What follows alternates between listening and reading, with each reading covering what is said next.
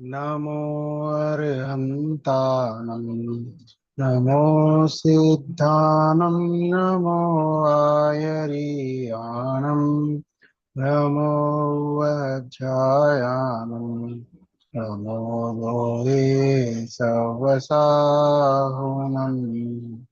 संतप्तमानस शांत हो जिनके गुणों के गान में हे वर्धमान महान जिन विचरे हमारे ध्यान में। ಇವತ್ತು ದಶಲಕ್ಷಣ ಧರ್ಮದ ಮೊದಲನೆಯ ದಿನ ಉತ್ತಮ ಕ್ಷಮೆ ಧರ್ಮವನ್ನು ನಾವು ತಿಳಿದುಕೊಳ್ಳಲಿದ್ದೇವೆ. ಈ ಉತ್ತಮ ಕ್ಷಮೆ ಧರ್ಮ ತಿಳಿದುಕೊಳ್ಳುವ ಮೊದಲು ನಾವು ನಿನ್ನೆ ಸ್ವಲ್ಪ ಪರ್ವ ಅಂದ್ರೆ ಏನು, ಹಬ್ಬ ಅಥವಾ ಫೆಸ್ಟಿವಲ್ ಅಂದ್ರೆ ಏನು ಅದರ ಬಗ್ಗೆ ತಿಳಿದುಕೊಂಡ್ವಿ. ಅಂದ್ರೆ ನಮ್ಮ ಜೈನ ಧರ್ಮದಲ್ಲಿನ ಎಲ್ಲ ಒಂದು ಹಬ್ಬಗಳು ಅಥವಾ ಫೆಸ್ಟಿವಲ್ ಪರ್ವಗಳು ಯಾವ ಇರುತ್ತವೆ ಅವೆಲ್ಲವೂ ತ್ಯಾಗ ಮಾಡಿ ತಪಸ್ಸು ಸಂಯಮದಿಂದ ಆಚರಿಸುತ್ತೇವೆ. ಏಕೆಂದರೆ ನಮ್ಮೆಲ್ಲವೂ ಈ ಜೈನ ಧರ್ಮದಲ್ಲಿನ ಹಬ್ಬಗಳು ಅಥವಾ ಒಂದು ಆಚರಿಸುವ ಯಾವುದೇ ಒಂದು ಘಟನೆ ವಿಶೇಷ ಆಗಿರಬಹುದು ಅಥವಾ ವ್ಯಕ್ತಿ ವಿಶೇಷವಾಗಿರಬಹುದು ಅಥವಾ ಅನಂತ ಕಾಲದಿಂದ ಅನಾದಿ ಕಾಲದವರೆಗೆ ನಡೆಯುತ್ತಿರುವ ಈ ಒಂದು ದಶಲಕ್ಷಣ ಮಹಾಪರ್ವವಾಗಿರುವುದು, ಇದು ಎಲ್ಲವೂ ಆತ್ಮನ ಪರ್ವವಾಗಿದೆ. ನಿಜವಾದ ಆತ್ಮನ ಒಂದು ಸ್ವರೂಪವನ್ನು ತಿಳಿದುಕೊಂಡು ಆ ಆತ್ಮನ ಮಾರ್ಗದಲ್ಲಿ ಮತ್ತು ಆ ಒಂದು ಮೋಕ್ಷವನ್ನು ಪಡೆಯಲು ನಾವು ನಿಜವಾದ ಧರ್ಮವನ್ನು ತಿಳಿದುಕೊಳ್ಳಬೇಕು. ಅದರಲ್ಲಿಯ ಈ ಒಂದು ದಶಲಕ್ಷಣ ಮಹಾಪರ್ವದಲ್ಲಿ ಮೊದಲನೆಯ ದಿನ ಉತ್ತಮ ಕ್ಷಮೆ ದಿನವನ್ನು ನಾವು ತಿಳಿದುಕೊಳ್ಳಲಿದ್ದೇವೆ.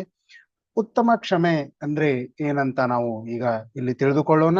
ಕ್ಷಮೆ ಅಂದ್ರೆ ಈಗ ಹೇಗೆ ಒಂದು ಜಗತ್ತಿನಲ್ಲಿ ನೇರದ ವಿರುದ್ಧವಾದದ್ದು ಕ್ರಾಸ್ ಅಂತ ನಾವು ಹೇಳ್ತೀವಿ. ಈಗ ವಿರುದ್ಧ ಶಬ್ದವಂತೂ ನಮ್ಗೆ ಗೊತ್ತಿರ್ಬೋದು. ಕ್ಷಮೆ ಇದು ಕ್ರೋಧದ ವಿರೋಧಾಭಾಸ, ಬರಬರ್ನ ವಿರೋಧ ಇದೆ. ಕ್ರೋಧ ಯಾವಾಗ ಅಭಾವ ಆಗುತ್ತವೆಯೋ, ಕ್ರೋಧದ ಅಭಾವ ಆದ್ಮೇಲೆ ಕ್ಷಮೆ ನಮ್ಗೆ ಪ್ರಕಟವಾಗುತ್ತದೆ. ಅಂದ್ರೆ ಏನು, ಸಿಟ್ಟು ಕಮ್ಮಿ ಆದ್ಮೇಲೆ ನಮಗೆ ಈ ಕ್ಷಮಾಭಾವವು ಪ್ರಕಟವಾಗುತ್ತದೆ. ಅದಕ್ಕೆ ಪರಿಭಾಷೆ ಅಥವಾ ನಾವು ಒಂದು ವ್ಯಾಖ್ಯೆ ಏನ್ ಕೊಟ್ಟಿದ್ದಾರೆ ಕ್ಷಮೆಯ, ಕ್ಷಮಾ ಸ್ವಭಾವಿ ಆತ್ಮನ ಆಶ್ರಯದಿಂದ ಆತ್ಮನಲ್ಲಿ ಯಾವ ಒಂದು ಕ್ರೋಧದ ಅಭಾವ ರೂಪವಾಗಿ ಶಾಂತಿ ಸ್ವರೂಪ ಪರ್ಯಾಯ ಪ್ರಕಟವಾಗುತ್ತದೆಯೋ ಅದೇ ಒಂದು ನಿಜವಾದವು ಕ್ಷಮೆ ಅಂತ ಹೇಳಿದ್ದಾರೆ. ಕ್ಷಮೆ ಅಂದ್ರೆ ನೀವು ನೋಡ್ಬೋದು, ಈ ಒಂದು ಕ್ಷಮೆಯು ಕ್ರೋಧದ ಅಭಾವವಾಗುತ್ತದೆಯೋ ಆವಾಗಲೇ ನಮಗೇನಾಗುತ್ತದೆ, ಕ್ಷಮೆ ಎನ್ನುವುದು ನಮ್ಮಲ್ಲಿ ಪ್ರಕಟವಾಗುತ್ತದೆ. ಅಂದ್ರೆ ಸಿಟ್ಟು ಯಾವಾಗ ನಮ್ಮಲ್ಲಿ ಕಮ್ಮಿ ಆಗುತ್ತದೆಯೋ, ನಮ್ಮ ಮನಸ್ಸಿನಲ್ಲಿ ನಮ್ಮ ಒಂದು ಜೀವನದ ಆಚರಣೆಯಲ್ಲಿ ಸಿಟ್ಟು ಯಾವಾಗ ಕಡಿಮೆ ಆಗುತ್ತದೆಯೋ ಆವಾಗ ಈ ಒಂದು ಉತ್ತಮ ಕ್ಷಮೆ ಧರ್ಮವು ನಮ್ಮಲ್ಲಿ ಏನಾಗುತ್ತದೆ, ಪ್ರಕಟವಾಗುತ್ತದೆ. ಈಗ ಯಾವಾಗಲೂ ನಾವು ನೋಡ್ಬೋದು, ಧರ್ಮವನ್ನು ಮಾಡಲು ಅಥವಾ ಧರ್ಮವನ್ನು ಮಾಡಲು ಯಾರಾದ್ರೂ ಹೇಳ್ತಾರೆ ಅಥವಾ ಧರ್ಮದ ಸ್ವರೂಪವನ್ನು ನಾವು ತಿಳಿದುಕೊಳ್ಳಲು ಬರ್ತೀವಿ. ಯಾವಾಗ ಬರ್ತೀವಿ, ನಮ್ಮ ಜೀವನದಲ್ಲಿ ಒಂದು ಈ ರೀತಿಯಾದಂತ ಪರಿಸ್ಥಿತಿ ಬರುತ್ತೆ, ನಮ್ಗೆ ಆವಾಗ ಅನ್ಸುತ್ತೆ ಧರ್ಮ ಮಾಡ್ಬೇಕು. ಈಗ ಧರ್ಮ ಮಾಡಿದ್ರೆ ಏನಾಗುತ್ತೆ, ನಮ್ಗೆ ಸಂತುಷ್ಟಿ ಆಗುತ್ತೆ, ಸುಖ ಸಿಗುತ್ತೆ ಅಂತ ನಾವಿಲ್ಲಿ ಬರ್ತೀವಿ. ಆವಾಗ ನಮಗ್ ಬಂದ್ಮೇಲೆ ಇಲ್ಲಿ ಏನ್ ಹೇಳ್ತಾರೆ, ಕ್ರೋಧ ಮಾಡ್ಬೇಡಿ. ನೀವು ಜೈನ ಧರ್ಮದಲ್ಲಿ ನಾವು ಹೇಳ್ತೇವೆ ನಿಯಮಗಳಿರ್ತವೆ, ನೀವು ರಾತ್ರಿ ಭೋಜನ ಮಾಡ್ಬೇಡ್ರಿ, ದಿನಾಲು ಮಂದಿರಿಗೆ ಹೋಗ್ರಿ. ಅಂದ್ರೆ ಒಂದು ಬಂಧನ ತರ ನಮ್ಗೆ ಅನ್ಸುತ್ತೆ. ಇದ್ ಮಾಡ್ಬೇಡ್ರಿ, ಅದ್ ಮಾಡ್ಬೇಡ್ರಿ, ಹೀಗ್ ಮಾಡ್ರಿ, ಹಾಗ್ ಮಾಡ್ರಿ ಅಂತ ಹೇಳಕ್ ಹೋದ್ರೆ ನಮ್ಗೆಲ್ಲರಿಗೂ ಅನ್ಸುತ್ತೆ, ಕೆಟ್ಟ ಅನ್ಸುತ್ತೆ. ಇದೆಲ್ಲ ಯಾಕೆ ಮಾಡ್ತಾ ಇದೀವಿ ನಾವು? ನಾವು ಸಂಸಾರದಿಂದ ಪರೆಯಾಗಿ ಧರ್ಮದಲ್ಲಿ ಬಂದೀವಿ. ಧರ್ಮದಲ್ಲಿ ಬಂದದ್ಮೇಲೆ ನಮ್ಗೆ ಏನ್ ಹೇಳ್ತಾ ಇದ್ದಾರೆ, ಕ್ರೋಧ ಮಾಡ್ಬೇಡಿ, ಮಾನ ಮಾಯ ಬಿಡಬೇಡಿ, ಮಾಯೆ ಬಿಡಿ, ಬಿಡಿ ಅಥವಾ ಮಾಡಬೇಡಿ. ಇದೇ ಒಂದು ಈ ತರಹದ ಒಂದು ಭಾಷೆಯನ್ನು ಪ್ರಯೋಗ ಮಾಡಿ ನಾವೇನ್ ಮಾಡ್ತೀವಿ, ಎಲ್ಲರಿಗೂ ಧರ್ಮವನ್ನು ಹೇಳ್ತೀವಿ. ಆದ್ರೆ ಇದೇ ಧರ್ಮವಾಗಿದೆಯಾ? ಅಲ್ಲ. ನಿಜವಾದ ಧರ್ಮವೆಂದರೆ ಏನ್ ಹೇಳ್ತಾರೆ, ಧರ್ಮವು ಒಂದು ಅಭಾವ ಸ್ವರೂಪವಾದಂತಹ ಧರ್ಮವಾಗಿದೆಯಾ? ಅಲ್ಲ. ಧರ್ಮ ಏನಾಗಿದೆ, ವಸ್ತು ಸ್ವಭಾವವು ಧಮ್ಮೋ, ವಸ್ತುವಿನ ಸ್ವಭಾವವೇ ಧರ್ಮವಾಗಿದೆ. ನಿಜವಾದ ಒಂದು ವಸ್ತುವಿನ ಸ್ವಭಾವವು ಅದೇನಾಗಿದೆ, ಧರ್ಮವಾಗಿದೆ. ಹೇಗೆ ಈಗ ನಾವು ನೋಡ್ಬೋದು, ಅಗ್ನಿಯ ಧರ್ಮ ಏನಾಗಿದೆ, ಅಗ್ನಿಯ ಧರ್ಮ ನಮಗೆ ಬಿಸಿಯಾಗಿದೆ. ಬಿಸಿಯಾಗಿರುವುದು ಏನಾಗಿದೆ, ಅಗ್ನಿ ಅಥವಾ ಬೆಂಕಿಯ ಒಂದು ಧರ್ಮವಾಗಿದೆ. ಅದೇ ರೀತಿಯಾಗಿ ಈ ಒಂದು ಆತ್ಮನ ಧರ್ಮ ಏನಾಗಿದೆ? ಕ್ಷಮಾ ಸ್ವಭಾವವು. ಕ್ಷಮೆಯು ಏನಾಗಿದೆ? ಆತ್ಮನ ನಿಜವಾದ ಸ್ವಭಾವವಾಗಿದೆ. ಕ್ರೋಧ ನಿಜವಾದ ಸ್ವಭಾವವಲ್ಲ. ಏಕೆಂದರೆ ಕ್ರೋಧ ಎಂದಿಗೂ ಆತ್ಮನಿಗೂ ಏನಾಗಿದೆ? ದುಃಖವನ್ನೇ ಕೊಡುವುದಂತಹ ಒಂದು ಸ್ವಭಾವವಾಗಿದೆ. ಅದಕ್ಕಾಗಿ ಇಲ್ಲಿ ಹೇಳಿದ್ದಾರೆ, ಕ್ರೋಧ ಎಂದಿಗೂ ಆತ್ಮನಲ್ಲಿ ಇರಲು ಸಾಧ್ಯವಿಲ್ಲ. ಈ ಒಂದು ಕ್ರೋಧವನ್ನು ಅಭಾವ ಮಾಡಿದ್ರೆ ನಮ್ಗೇನಾಗುತ್ತೆ? ನಿಜವಾದ ಒಂದು ಕ್ಷಮೆ ಸ್ವಭಾವ ಧರ್ಮವು ಪ್ರಕಟವಾಗುತ್ತದೆ. ಅದರಿಂದ ಆತ್ಮನು ಮೋಕ್ಷ ಮಾರ್ಗದಲ್ಲಿ ಅಗ್ರಸರನಾಗುತ್ತಾನೆ. ಮತ್ತು ನಾವಿಲ್ಲಿ ನೋಡ್ಬೋದು, ಪರಿಸ್ಥಿತಿಯ ಕಾರಣದಿಂದ ನಮ್ಗೇನಾಗುತ್ತೆ? ಈ ಕ್ರೋಧವು ಉತ್ಪನ್ನವಾಗುತ್ತದೆ. ಅಂದ್ರೆ ಈ ರೀತಿಯಾದಂತಹ ಒಂದು ನಾವು ನೋಡ್ಬೋದು, ನಮ್ಮ ಸುತ್ತಮುತ್ತಲು ಅಥವಾ ನಮ್ಮ ಒಂದು ಫ್ರೆಂಡ್ ಸರ್ಕಲ್ ನಲ್ಲಿ ಅಥವಾ ನಮ್ಮ ಕುಟುಂಬದಲ್ಲಿ ಅನೇಕ ತರಹದ ಈ ರೀತಿಯಾದಂತಹ ಪರಿಸ್ಥಿತಿಗಳು ಉತ್ಪನ್ನವಾಗ್ತವೆ. ಆವಾಗ ನಮ್ಗೇನಾಗುತ್ತೆ? ಕ್ರೋಧ ಉತ್ಪನ್ನವಾಗುತ್ತೆ. ಆ ಕ್ರೋಧ ಉತ್ಪನ್ನವಾದ್ಮೇಲೆ ನಮ್ಗೇನಾಗುತ್ತೆ? ನಮ್ಗೆ ಹೆಚ್ಚು ಸಿಟ್ಟು ಬಂದು ನಾವು ಯಾವ್ದಾದ್ರು ಒಂದು ಕೆಟ್ಟ ಕೆಲಸವನ್ನು ಮಾಡ್ಬಿಡ್ತೇವಿ. ಯಾರಿಗಾದ್ರೂ ನಾವೇನ್ ಮಾಡ್ತೀವಿ? ಬೈಗಳ ಬೇತೀವಿ ಅಥವಾ ಕೆಟ್ಟದಾದ ಶಬ್ದಗಳನ್ನು ಪ್ರಯೋಗ ಮಾಡಿ ಅವರಿಗೆ ಸೂಚಿಸುತ್ತೇವೆ ಅಥವಾ ಅವರಿಗೆ ಬಡಿತೇವೆ, ಹೊಡಿತೇವೆ. ಈ ರೀತಿಯಾದಂತಹ ಕಾರ್ಯಗಳನ್ನು ನಾವು ಯಾವಾಗ ಮಾಡ್ತೀವಿ? ಕ್ರೋಧ ಬಂದಾಗ. ಆ ಕ್ರೋಧದ ಕಾರಣದಿಂದ ನಮ್ಗೆ ಏನಾಯ್ತು? ಮತ್ತು ಹೆಚ್ಚು ದುಃಖವೇ ದುಃಖ ಸಿಗುತ್ತಾ ಹೋಯಿತು.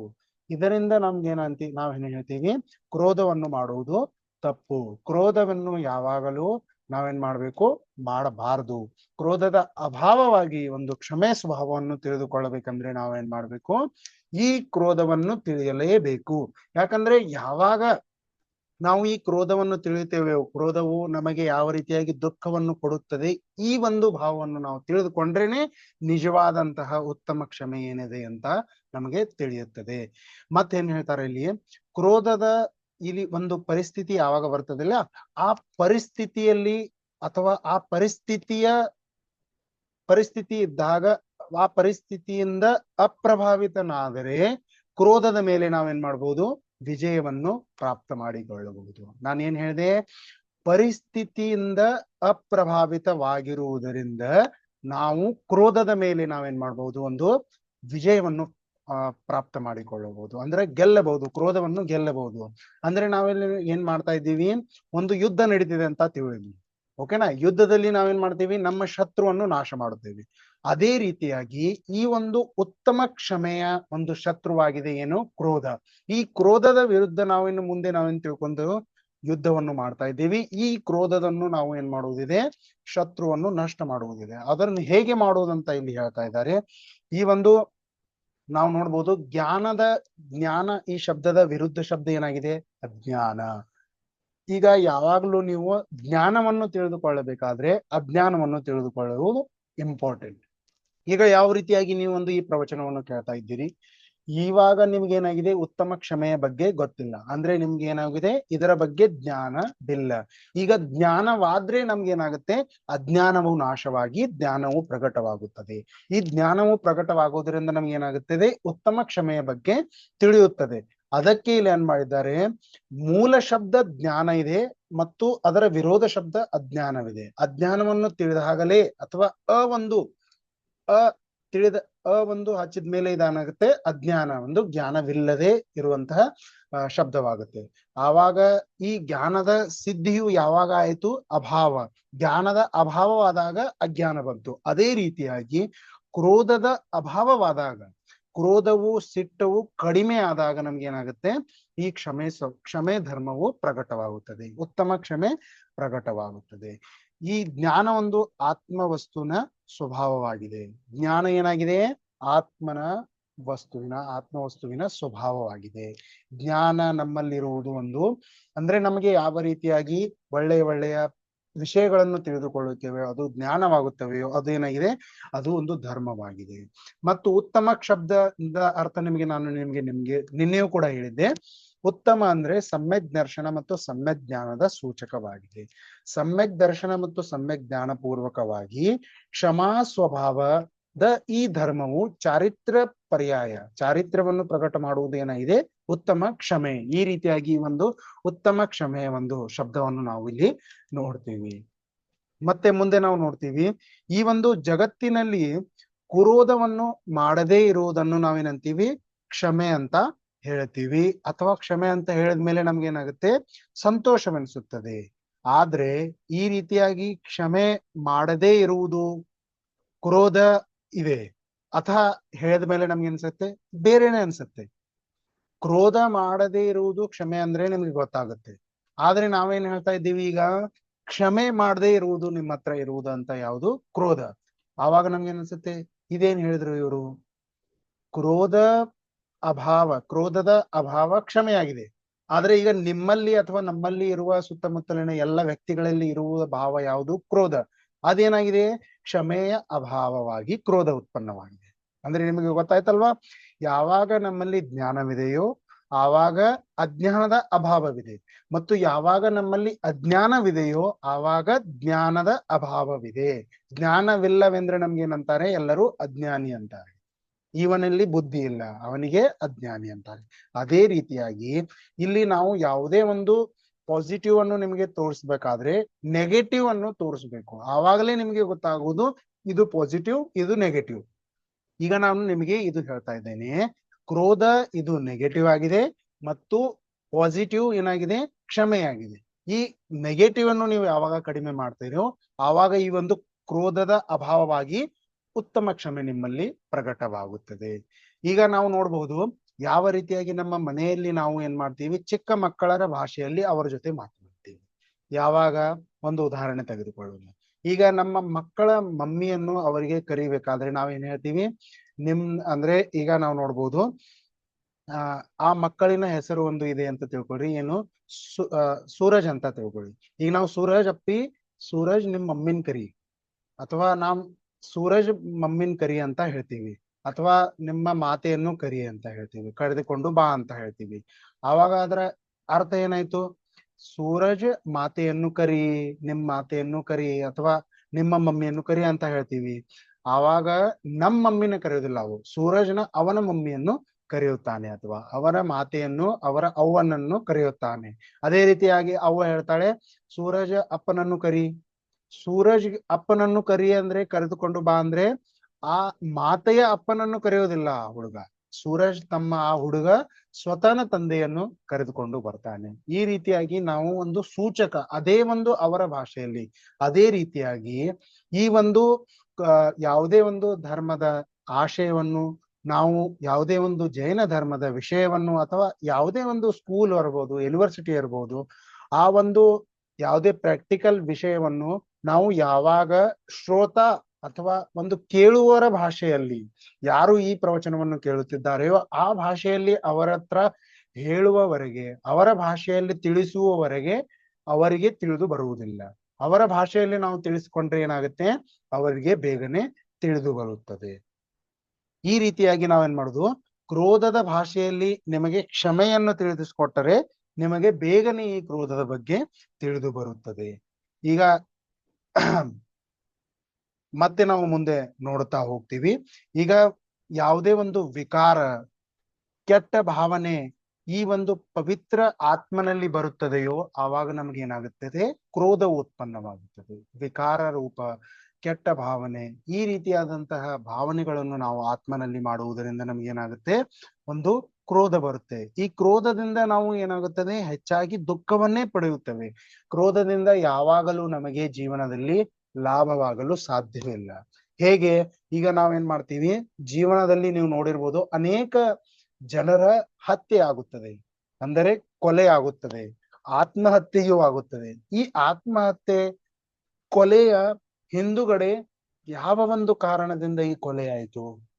ಈಗ ನೀವು ನೋಡ್ಬೋದು, ಕಲ್ಕತ್ತಾದಲ್ಲಿಯೇ ರೇಪ್ ಕೇಸ್ ನೀವು ನೋಡ್ಬೋದು.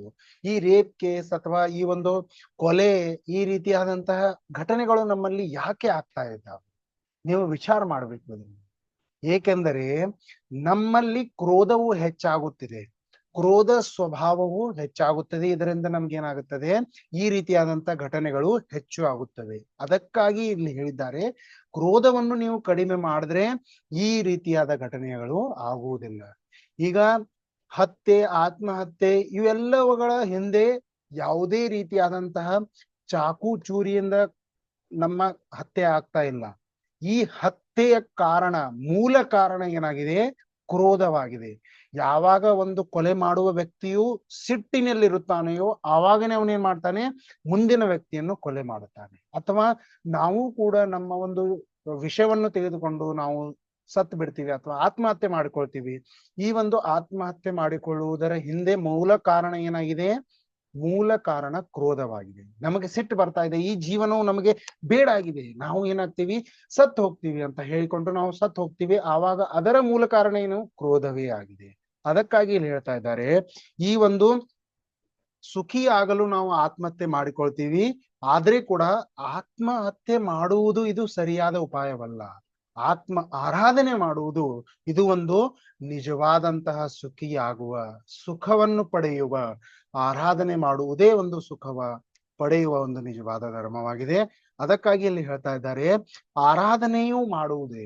ಯಾರ ಆರಾಧನೆ? ಜಿನೇಂದ್ರ ಭಗವಂತರ ಆರಾಧನೆ, ನನ್ನ ಆತ್ಮನ ಸ್ವಯಂನ ಆರಾಧನೆ ಮಾಡುವುದೇ ನಿಜವಾದ ಒಂದು ಧರ್ಮವಾಗಿದೆ. ಇದರಿಂದಲೇ ನಮ್ಗೇನಾಗುತ್ತೆ, ನಿಜವಾದ ಒಂದು ಧರ್ಮದ ಸ್ವರೂಪ, ನಿಜವಾದ ಸುಖವು ಹೇಗಿದೆ ಎಂಬುದು ನಾವು ತಿಳಿದುಕೊಳ್ಳಬಹುದು. ಅದರ ನಂತರ ನಾವು ಮುಂದೆ ನೋಡ್ತೀವಿ, ಕ್ರೋಧ ಮಾಡುವ ವ್ಯಕ್ತಿಯ ಮೇಲೆ ನಮಗೆ ಕ್ರೋಧ ಬರುತ್ತೆ.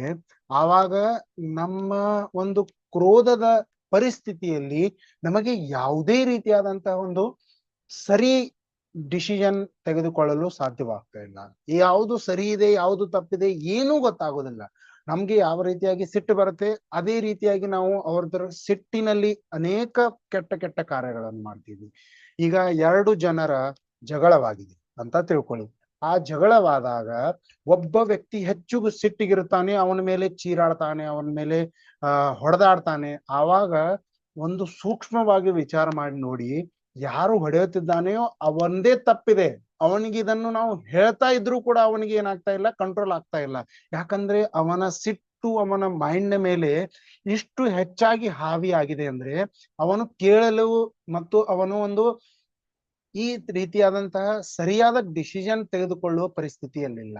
ಆ ಪರಿಸ್ಥಿತಿಯು ಅವನ ಮೇಲೆ ಏನಾಗಿದೆ, ಭಾರಿಯಾಗಿದೆ. ನಾನು ಏನ್ ಹೇಳಿದ್ದೆ ಮೊದಲೇ ನಾನು ಸ್ಟಾರ್ಟಿಂಗ್ ನಲ್ಲಿ ಹೇಳಿದೆ, ಪರಿಸ್ಥಿತಿಯಲ್ಲಿ ನೀವು ಅಪ್ರಭಾವಿತವರಾಗಿದ್ರೆ, ಆ ಪರಿಸ್ಥಿತಿಯ ಮೇಲೆ ಅಪ್ರಭಾವಿತರಾದರೆ, ಆ ಪರಿಸ್ಥಿತಿಯು ನಿಮ್ಮ ಮೇಲೆ ಪ್ರಭಾವ ಮಾಡದಿದ್ದರೆ ನೀವೇನ್ ಮಾಡ್ಬೋದು, ಕ್ರೋಧದ ಮೇಲೆ, ಸಿಟ್ಟಿನ ಮೇಲೆ ವಿಜಯವನ್ನು ಪ್ರಾಪ್ತ ಮಾಡಿಕೊಳ್ಳಬಹುದು.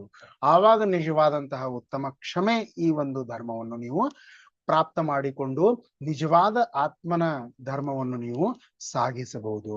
ಮತ್ತು ನಿಷ್ಪಕ್ಷವಾಗಿ ವಿಚಾರ ಮಾಡಿದ್ರು ಕೂಡ ನಮ್ಗೆ ಏನಾಗುತ್ತೆ, ಗೊತ್ತಾಗತ್ತೆ ನಾವು ಯಾವ ರೀತಿಯಾಗಿ ಆ ಒಂದು ಸಮಯದಲ್ಲಿ ಕ್ರೋಧ ಮಾಡಿದ್ವಿ, ಅದು ತಪ್ಪಂತ ನಮ್ಗೆ ಏನಾಗುತ್ತೆ, ಆದ್ಮೇಲೆ ನಂತರ ನಮ್ಗೆ ಒಂದು ಗೊತ್ತಾಗುತ್ತೆ. ಆವಾಗ ನಾವೇನ್ ಮಾಡ್ಬೋದು, ಪಶ್ಚಾತ್ತಾಪವನ್ನು ಮಾಡ್ಕೊಳ್ತೀವಿ. ನಾವು ಅವನಿಗೆ ಹೊಡೆಯಬಾರ್ದಾಗಿತ್ತು, ಬಡೆಯಬಾರ್ದಾಗಿತ್ತು, ಅವನಿಗೆ ಬೈಯಬಾರ್ದಾಗಿತ್ತು, ಕೆಟ್ಟ ಶಬ್ದಗಳನ್ನು ಅವನ ಜೊತೆ ಅಥವಾ ಅವನ ಮುಂದೆ ನಾವು ಯೂಸ್ ಮಾಡಬಾರ್ದಾಗಿತ್ತು ಅಂತ ಇಲ್ಲಿ ಹೇಳಿದ್ದಾರೆ. ಅವಾಗ ನಾವು ನೋಡ್ಬೋದು ಮತ್ತೊಂದು ಉದಾಹರಣೆ. ಈಗ ಒಂದು ದೊಡ್ಡ ಮನೆ ಇದೆ, ಅರಮನೆ ಇದೆ, ಓಕೆನಾ? ಆ ಅರಮನೆಯಲ್ಲಿ ಒಬ್ಬ ಮಾಲೀಕನಿರುತ್ತಾನೆ ಮತ್ತು ಒಬ್ಬ ಅವನ ಕೈಗೆಲಸನಿರುತ್ತಾನೆ. ಅಂದ್ರೆ ಕೆಲಸ ಮಾಡುವ ನಂತರ ಅವರ ಹತ್ರ ಮನೆಯಲ್ಲಿ ಇರ್ತಾನೆ. ಈಗ ಅವನು ಮೆಟ್ಟಿಲು ಇಳಿದುಕೊಂಡು ಬರ್ತಾ ಇದ್ದ. ಆವಾಗ ಅಲ್ಲಿ ಏನಾಗಿತ್ತು, ಹಾಲಿನ ಒಂದು ಯಾರಾದ್ರೂ ಕುಡಿದು ಗ್ಲಾಸ್ ಇಟ್ಟಿದ್ರು. ಆ ಗ್ಲಾಸ್ನು ಅವನೇನ ಮೊಬೈಲ್ ನಡೆಸ್ತಾ, ಈಗಿನ ಒಂದು ಪರಿಸ್ಥಿತಿಯಲ್ಲಿ ನಾವು ನೋಡ್ಬೋದು, ನಾವೆಲ್ಲರೂ ರಸ್ತೆಯಲ್ಲಿ ನೋಡ್ತಾ ಇದ್ರು ನಾವೇನ್ ಮಾಡ್ತೀವಿ, ಮೊಬೈಲ್ ನ ನಡೆಸ್ಕೊಂಡ ಹೋಗ್ತಾ ಇರ್ತೀವಿ. ಅದೇ ರೀತಿಯಾಗಿ ಅವನು ಕೂಡ ಅರಮನೆಯಿಂದ, ನಮ್ಮ ಸ್ವತಃ ಮನೆಯಿಂದ ಮೆಟ್ಟಿಲಿನಿಂದ ಇಳಿದು ಮೊಬೈಲ್ ನಡೆಸ್ಕೊತಾ ಬರ್ತಾ ಇದ್ದ. ಅವಾಗ ಏನಾಯ್ತು, ಅವನು ನೋಡದೆ ಆ ಗ್ಲಾಸ್ ನಲ್ಲಿ ಕಾಲ್ ಹತ್ತಿತ್ತು. ಆ ಗ್ಲಾಸ್ ನಲ್ಲಿ ಕಾಲ್ ಹತ್ತಿತು, ಗ್ಲಾಸ್ ಹಾಲಿನ ಗ್ಲಾಸು ಬಿತ್ತು ಬಿಡ್ತು. ಅವಾಗ ಅವನೇನ್ ಮಾಡ್ತಾನೆ, ಚೀರಾಡ್ತಾನೆ, ಯಾರಲ್ಲಿ ಗ್ಲಾಸ್ ಇಟ್ಟಿದ್ದಾರೆ.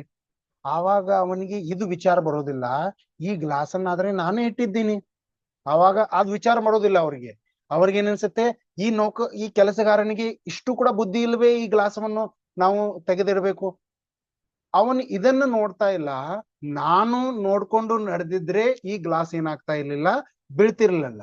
ಈ ರೀತಿಯಾದಂತ ವಿಚಾರ ಅವನಲ್ಲಿ ಏನಿಲ್ಲ, ಬರೋದಿಲ್ಲ. ಈಗ ಇದನ್ನೇ ನಾವು ಉಲ್ಟಾ ಮಾಡಿ ನೋಡೋಣ. ಹೇಗೆ? ಈಗ ಆ ವ್ಯಕ್ತಿಯು ಪೇಪರ್ ಓದ್ಕೊತಾ ಕುರ್ಸಿ ಮೇಲೆ ಕೂತಿದ್ದ. ಅದೇ ಗ್ಲಾಸ್ ಅನ್ನ ಕೆಲಸಗಾರನು ನೋಡದೆ ಬೀಳಿಸ್ಬಿಡ್ತಾನೆ. ಈಗ ಆವಾಗ ಆ ಕುರ್ಸಿಯಲ್ಲಿ ಕೂತಿರುವ ಮಾಲೀಕನ ಏನ್ ಹೇಳ್ತಾನೆ ನೋಡಿ, ಕುರ್ಸಿನ ಹೇಳ್ತಾನೆ, ನೀನ್ ನೋಡ್ಕೊಂಡು ನಡೆಯೋದಕ್ಕೆ ಆಗೋದಿಲ್ವಾ ನಿಮ್ಗೆ? ಕೆಲಸಗಾರನಿಗೆ ಅವನಿಗೇನ್ ಮಾಡ್ತಾನೆ, ಚೀರಾಡ್ತಾನೆ, ನಿನಗೆ ನೋಡಿಕೊಂಡು ಇದನ್ನು ನೋಡಿಕೊಂಡು ಹೋಗ್ಲಿಕ್ಕೆ ಆಗೋದಿಲ್ವಾ? ಈಗ ನೀವು ನೋಡ್ಬೋದು, ಮೊದಲನೇ ಪರಿಸ್ಥಿತಿಯಲ್ಲಿ ಏನಾಯ್ತು, ಅವನು ಯಾವಾಗ ಸ್ವತಃ ಆ ಗ್ಲಾಸ್ ಅನ್ನ ಕಾಲಿನಿಂದ ಬೀಳಿಸ್ತಾ ಅವಾಗ ಏನ್ ಹೇಳ್ತಾ ಇದ್ದ ಅವನು, ಈ ಕೆಲಸಗಾರನಿಗೆ ಎಷ್ಟು ಬುದ್ಧಿ ಇಲ್ಲವೇ, ಈ ಕ್ಲಾಸ್ ಅನ್ನು ತೆಗೆದಿಡ್ಬೇಕು. ಈಗ ಏನ್ ಹೇಳ್ತಾ ಇದ್ದಾನೆ, ಆ ಕೆಲಸಗಾರನಿಗೆ ನೀನು ನೋಡಿ ನಡೆಯಲಿಕ್ಕೆ ಆಗೋದಿಲ್ವಾ? ಅಂದ್ರೆ ನೀವು ವಿಚಾರ ಮಾಡಬಹುದು, ಸ್ವತಃ ತನ್ನನ್ನೇ ತಾನು ಏನ್ ಮಾಡ್ತಾ ಇದ್ದಾನೆ, ಹೆಚ್ಚು ಬುದ್ಧಿವಂತಿಕೆನೆ ಅಥವಾ ತನ್ನ ಒಂದು ಗರ್ವ ಅಥವಾ ಈ ಒಂದು ಅರಮನೆಯ ಅಂತಸ್ತಿಕೆಯಿಂದ ಒಂದು ಅವನಿಗೆ ಏನಾಗ್ತಾ ಇದೆ, ಹೆಚ್ಚು ಮಾನ ಅಭಿಮಾನವಿರುವುದರಿಂದ ಅವನೇ ಸರಿ ಅಂತ ಅವನು ತಿಳ್ಕೊಳ್ತಾ ಇದ್ದಾನೆ. ಆದ್ರೆ ಈ ರೀತಿಯಾದಂತಹ ಅವನೇ ಸರಿ ಇರುವುದು ಅದು ಸರಿ ಅಲ್ಲ. ಅವನಿಗೆ ಇಂದಿಲ್ಲ ನಾಳೆ ಅದು ಗೊತ್ತಾಗುತ್ತೆ. ಆದ್ರೆ ಈ ಪರಿಸ್ಥಿತಿಯಲ್ಲಿ ಅವನು ಏನಾಗಿದೆ, ಕ್ರೋಧದಲ್ಲಿದ್ದಾನೆ. ಆ ಕ್ರೋಧವನ್ನು ಒಮ್ಮಿಂದೊಮ್ಮೆ ಅವನ ಮೇಲೆ ಹಾವಿ ಆಗ್ತಾ ಇದೆ. ಅದರಿಂದ ಅವನು ಏನ್ ಮಾಡ್ತಾ ಇದ್ದಾನೆ, ಚೀರಾಡ್ತಾ ಇದ್ದಾನೆ ಮತ್ತು ಅನೇಕ ರೀತಿಯಾದಂತಹ ತಪ್ಪು ಕೆಲಸಗಳನ್ನು ಮಾಡ್ತಾ ಇದ್ದಾನೆ. ಆ ತಪ್ಪು ಕೆಲಸಗಳು ಮಾಡುವುದರಿಂದ ಏನಾಗುತ್ತದೆ, ಅವನಿಗೆ ದುಃಖವೇ ದುಃಖವಾಗುತ್ತದೆ. ಅದರಿಂದ ಎಂದಿಗೂ ಸುಖವು ಪ್ರಾಪ್ತಿಯಾಗುವುದಿಲ್ಲ. ಸುಖ ಸಿಗುವುದಂದರೆ ಎಂದಿಗೂ ಕ್ಷಮಾ ಸ್ವಭಾವಿ, ಒಂದು ಕ್ಷಮೆ ಅಂದರೆ ನಿಮ್ಮಲ್ಲಿ ಎಷ್ಟು ಕೂಡ ಕ್ರೋಧ ಬಂದ್ರು, ಯಾರು ನಿಮಗೂ ಎಷ್ಟು ಬೈತಾ ಇದ್ದಾರೆ, ಬಡಿತಿದ್ದಾರೆ, ಹೊಡೆತಿದ್ದಾರೆ, ಆದ್ರೂ ಕೂಡ ನಾವು ಏನ್ ಮಾಡ್ತಾ ಇದ್ದೀರಿ, ನಮ್ಮ ಮುಖದಲ್ಲಿ ಒಂದು ನಗೆ ಇದೆ. ಒಂದು ಮುಖದಲ್ಲಿಯೇ ಅಷ್ಟೇ ಅಲ್ಲದೆ ನಮ್ಮ ಮನಸ್ಸಿನಲ್ಲಿ, ನಮ್ಮ ಆತ್ಮನಲ್ಲಿ, ನಮ್ಮ ಒಳಗಿನ ಒಂದು ಆತ್ಮನಲ್ಲಿಯೂ ಕೂಡ ಏನಾಗಿದೆ, ನಿಜವಾದಂತಹ ಕ್ಷಮೆ ಇದೆ ಅವನ ಪ್ರತಿ. ಏಕೆಂದರೆ ಎಲ್ಲ ಒಂದು ವ್ಯಕ್ತಿಗಳಿಂದ ತಪ್ಪುಗಳಾಗ್ತವೆ. ಆ ತಪ್ಪುಗಳು ಆಗಲು ಕಾರಣ ಏನಾಗಿದೆ, ನಮ್ಮ ನಿಜವಾದಂತಹ ಒಳಗಿನ ಕ್ರೋಧವೇ ಆಗಿದೆ. ಆ ಕ್ರೋಧವನ್ನು ಯಾವಾಗ ನಾವು ನಾಶ ಮಾಡ್ತೀವೆಯೋ ಆವಾಗ ನಮ್ಗೇನಾಗುತ್ತೆ, ನಿಜವಾದಂತಹ ಒಂದು ಧರ್ಮವು ಪ್ರಕಟವಾಗುತ್ತದೆ. ಕ್ಷಮೆ ಸ್ವಭಾವದ ಧರ್ಮವು ಪ್ರಕಟವಾಗುತ್ತದೆ. ಕ್ರೋಧದಿಂದ ಹಾನಿಯಾಗುತ್ತದೆ ಅಂತ ಒಂದು ಸಂಸ್ಕೃತವಾದಂತಹ ನೀವು ಲೈನ್ ನೋಡ್ಬೋದು. ಕ್ರೋಧ ಯದ್ ಭವತಿ ಕಸ್ಯನ ಕಾರ್ಯಹಾನಿ. ಏನ್ ಹೇಳಿದ್ರು, ಕ್ರೋಧೋದಯಾದ್ ಭವತಿ ಕಸ್ಯನ ಕಾರ್ಯಹಾನಿ. ಕ್ರೋಧದ ಉದಯದಿಂದ ಎಂದಿಗೂ ಕಾರ್ಯ ಹಾನಿಯೇ ಆಗುತ್ತದೆ. ಅಂದ್ರೆ ಎಲ್ಲರ ನಾಶವೇ ಆಗುತ್ತದೆ. ಕ್ರೋಧದಿಂದ ಯಾರದು ಕೂಡ ಲಾಭವಿಲ್ಲ, ಎಲ್ಲರದು ಕೂಡ ಏನಾಗಿದೆ, ಹಾನಿಯೇ ಹಾನಿ ಆಗುತ್ತದೆ. ಈಗ ಪ್ರಸಿದ್ಧ ವಿದ್ವಾಂಸರು ರಾಮಚಂದ್ರ ಶುಕ್ಲಳ ಬಗ್ಗೆ ನೀವು ಕೇಳಿರಬಹುದು. ಆ ರಾಮಚಂದ್ರ ಶುಕ್ಲನು ಕ್ರೋಧದ ಒಂದು ನಿಬಂಧದಲ್ಲಿ ಹೇಳ್ತಾರೆ, ಕ್ರೋಧ ಎಂದು ಏನಾಗಿದೆ, ಮಾನಸಿಕ ಶಾಂತಿಯನ್ನು ಭಂಗ ಮಾಡುವುದಾಗಿದೆ. ನೀವು ನೋಡ್ಬೋದು, ನಿಮ್ಗೆ ಯಾವಾಗ ಸಿಟ್ಟು ಬರುತ್ತೆ ಆವಾಗ ನಮ್ಮ ಮನಸ್ಸಿನ ಶಾಂತಿಯು ಏನಾಗುತ್ತದೆ, ಭಂಗವಾಗುತ್ತದೆ, ನಾಶವಾಗುತ್ತದೆ. ಈ ಕ್ರೋಧದ ಕಾರಣದಿಂದ ಮನಸ್ಸು ಯಾವಾಗ ನಮ್ಗೆ ಏನಾಗುತ್ತೆ, ಶಾಂತಿ ಇರುವುದಿಲ್ಲವೋ ಆವಾಗ ನಮ್ಮಿಂದ ಕೆಟ್ಟ ಕೆಲಸಗಳಾಗುತ್ತವೆ. ಕ್ರೋಧದ ವಾತಾವರಣವು ಏನಾಗುತ್ತದೆ, ನಮ್ಮ ಸುತ್ತಮುತ್ತಲಿನ ವಾತಾವರಣ ಕೂಡ ಕಲುಷಿತವಾಗುತ್ತದೆ. ನಾವು ಎಷ್ಟೂ ಕೂಡ ಒಂದು ಸುಂದರವಾದಂತಹ ಮನೋರಮ್ಯ ದೃಶ್ಯವಾದಂತಹ ವಾತಾವರಣದಲ್ಲಿ ಇದ್ರೂ ಕೂಡ ನಮ್ಗೇನಾಗುತ್ತೆ, ಕ್ರೋಧ ಬಂದ್ರೆ ಏನಾಗುತ್ತೆ, ನಮ್ ಮೈಂಡ್ ಡಿಸ್ಟರ್ಬ್ ಆಗುತ್ತೆ. ನಮ್ಗೆ ಯಾವುದೇ ಕೆಲಸವು ನಮ್ಗೆ ಏನಾಗುದಿಲ್ಲ, ಒಳ್ಳೇದಾಗುದಿಲ್ಲ. ಈಗ ನೀವು ನೋಡ್ಬೋದು, ನಾವು ಎಲ್ಲಿಯಾದ್ರೂ ತಿರುಗಾಡ್ಲಿಕ್ಕೆ ಹೋಗ್ತೀವಿ, ತೀರ್ಥಯಾತ್ರೆಯಲ್ಲಿ ಹೋದಿವಿ, ಅಲ್ಲಿ ಯಾರ್ದಾದ್ರೂ ಜೊತೆ ಒಬ್ಬರು ಜಗಳ ಆಯ್ತು, ಅವಾಗ ನಮ್ಗೆ ಏನಾಗುತ್ತೆ, ಸಿಟ್ಟು ಬರುತ್ತೆ. ಹೆಚ್ಚು ಸಿಟ್ಟು ಬಂದ ಮೇಲೆ ನಾವು ಯಾವ ಕೆಲಸಕ್ಕೆ ಹೋಗಿದ್ದೇವೆ, ನಮ್ಮ ಸಮ್ಮೇದ್ ಶಿಖರ್ಜಿಯಲ್ಲಿ ನಾವು ವಂದನೆಯನ್ನು ಮಾಡಲು ಹೋಗಿದ್ದೇವೆ, ಅಲ್ಲಿ ನಾವು ಏನ್ ಮಾಡ್ತೀವಿ, ಡೋಲಿ ಅವ್ರ ಜೊತೆ ಜಗಳ ಮಾಡ್ತೀವಿ. ಜಗಳ ಮಾಡಿ ನಮ್ಗೇನೆ ನಮ್ಮ ಮನಸ್ಸೇ ಏನಾಗುತ್ತದೆ, ಕೆಟ್ಟದಾಗತ್ತೆ. ಆವಾಗ ನಮ್ಗೆ ನಾವು ನಿಜವಾದ ಜಿನೇಂದ್ರ ಭಗವಂತರ ದರ್ಶನ ಮಾಡಲಿಕ್ಕೆ ಹೋಗಿದ್ದೇವೆ, ಅದನ್ನು ನಾವು ಮರೆತು ಏನ್ ಮಾಡ್ತೀವಿ, ಆ ಒಂದು ವ್ಯಕ್ತಿಯ ಬಗ್ಗೆ ಚರ್ಚೆ ಮಾಡ್ತೀವಿ. ಅವನು ಎಷ್ಟು ಕೆಟ್ಟದಾಗಿದ್ದಾನೆ, ಎಷ್ಟು ಹಣ ಬೇಡ್ತಾ ಇದ್ದಾನೆ ನಮ್ಮ ಹತ್ರ ಅವನೇ ಜಗಳ ಆಡ್ತಾ ಇದ್ದಾನೆ. ಈ ರೀತಿಯಾಗಿ ವಿಚಾರ ಮಾಡ್ಕೊತ ನಾವು ಹೋಗ್ತೀವಿ ಮತ್ತು ನಮ್ಮ ಮನಸ್ಥಿತಿಯನ್ನು ನಾವೇನ್ ಮಾಡ್ತೀವಿ, ಕೆಟ್ಟದ್ದಾಗಿಸ್ತೀವಿ. ಆವಾಗ ನಮಗೇನಾಗುತ್ತದೆ, ಸ್ವತಃವು ನಮಗೇ ಅದು ಏನಾಗುತ್ತದೆ, ದುಃಖವು ಕೊಡುತ್ತದೆ. ಆ ದುಃಖವಿನಿಂದ ನಮಗೇನಾಗುತ್ತದೆ, ಮತ್ತೆ ಹೆಚ್ಚು ನಮ್ಮಲ್ಲಿಯೇ ಒಂದು ದುಃಖವು ಉತ್ಪನ್ನವಾಗುತ್ತಾ ಹೋಗ್ತಾ ಇದೆ. ಈಗ ಕ್ರೋಧದ ಒಂದು ಅಪ್ಪನು ಅಂತ ನಾವು ಹೇಳ್ಬೋದು. ಕ್ರೋಧಕ್ಕಿಂತ ಕೆಟ್ಟದ್ದು ಯಾವುದಾಗಿದೆ, ಕ್ರೋಧಕ್ಕಿಂತ ಕೆಟ್ಟದ್ದು ದ್ವೇಷವಾಗಿದೆ. ಯಾಕಂದ್ರೆ ಕ್ರೋಧ ಬಂದ ಮೇಲೆ ನೀವು ಬೇಗನೆ ಅದೇ ಸಮಯದಲ್ಲಿ ಇನ್ಸ್ಟಂಟ್ ಅದನ್ನ ನೀವೇನ್ ಮಾಡ್ತೀರಾ, ಆಕ್ಷನ್ ತಗೋತೀರಾ. ಈಗ ದ್ವೇಷ ಅನ್ನೋದು ಹಾಗಲ್ಲ. ಏಕೆಂದ್ರೆ ದ್ವೇಷವು ಪರಂಪರೆಗತವಾಗಿ ನಡೆಯುತ್ತದೆ. ಹೇಗೆ ಪರಂಪರೆಗತೆಯಾಗಿ ನಡೆಯುತ್ತದೆ, ಈಗ ನಿಮ್ಮ ವ್ಯಕ್ತಿಯ ಒಂದು ಮೇಲೆ ಕ್ರೋಧ ಆಯ್ತು. ಈಗ ನಾನು ಒಬ್ಬ ಚಿಕ್ಕ ಹುಡುಗನಿದ್ದೇನೆ, ಈಗ ನನ್ನ ವಯಸ್ಸಕ್ಕಿಂತ 10 ವರ್ಷ ದೊಡ್ಡವನು ಮತ್ತು ಹಷ್ಟಪುಷ್ಟನಾಗಿರುವ ವ್ಯಕ್ತಿಯ ಜೊತೆ ನನ್ ಜಗಳ ಆಯ್ತು. ಆವಾಗ ನನ್ಗೇನ್ ಅನ್ಸುತ್ತೆ, ಈಗ ಜಗಳವಾದ್ರೆ ಹಷ್ಟಪುಷ್ಟ ವ್ಯಕ್ತಿಯ ಜೊತೆ ಆಗಿದೆ, ಈಗ ನಾನು ಅವನು ಹೊಡೆಯಲು ಸಾಧ್ಯವೇ ಇಲ್ಲ. ಏಕೆಂದ್ರೆ ಅವನು ನನ್ನಕ್ಕಿಂತ ಹೆಚ್ಚು ಹಷ್ಟಪುಷ್ಟ ಆಗಿದ್ದಾನೆ, ಅವನು ನನ್ನನ್ನು ಹೊಡೆಯಬಹುದು. ಈಗ ನಾನೇನ್ ಮಾಡ್ತೀನಿ, ಆವಾಗ ಕ್ರೋಧ ತೋರಿಸುವುದಿಲ್ಲ. ಇವನ್ ಈಗ ನೋಡೋದಿಲ್ಲ, ನಾನು ಜಿಮ್ ಮಾಡ್ತೀನಿ, ಬಾಡಿ ಮಾಡಿದ್ಮೇಲೆ ಅವನಿಗೆ ತೋರಿಸ್ತೀನಿ ಅಂತ ನಾವು ಏನ್ ಮಾಡ್ತೀನಿ, ಮನಸ್ಸಿನಲ್ಲಿ ದ್ವೇಷ ಭಾವವನ್ನು ಹಾಕಿ ಇಡ್ತೀವಿ. ಒಂದ್ ಸಮಯ ಮದ್ದ ಮೇಲೆ ಇವನಿಗೆ ಬುದ್ಧಿ ಕಲ್ಸೋಣ ಅಂತ ನಾವು ಹೇಳಿ ಅಲ್ಲಿಂದ ಹೋಗ್ಬಿಡ್ತೀವಿ. ಈಗ ನಮ್ಮಲ್ಲಿ ಏನಾಯ್ತು, ಕ್ರೋಧ ಆಗ್ಲಿಲ್ಲ, ಕ್ರೋಧದ ಅಭಾವವಿತ್ತು, ಆದ್ರೆ ಏನಾಯ್ತು, ದ್ವೇಷ ಆಯ್ತು.